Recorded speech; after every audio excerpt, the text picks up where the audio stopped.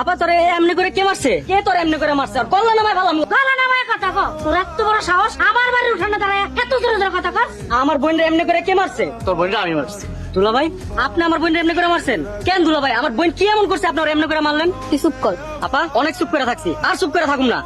এই বেটা, তোমার বাড়ি থেকে বাইরে বেরো। আপনাকে বাড়িতে থুই ফালাইতে আইতাম না যদি খালি আমার বোনটা না থাকতো। বেরো আমার বাড়ি থেকে, বেরো।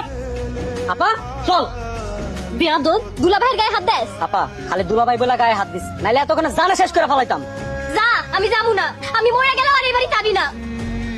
হ্যালো, আসসালামু আলাইকুম। ওয়ালাইকুম সালাম। কখন এলা? আমার বাড়ি গেছিলা, কি খাইবা কও? আমি কিছু খামো না, আমি আইছিলাম আপনার একখান কথা কইতে। আমার বোনটা আপনাকে বাড়িতে ভালো নাই, আপনাকে বাড়ির লোকজন আমার বোনটার উপর অনেক অত্যাচার করতেছে। তাহলে কালকে তোমার মায়ের নিয়ে আমার বাড়িতে আসো, বসে একটা মীমাংসা করে দেবানি। আচ্ছা ঠিক আছে, তাহলে আমি মায়ের নিয়ে কালকে আপনাকে বাড়িতে আমনে। মায় অনেকদিন ধরে আপারে দেখে না।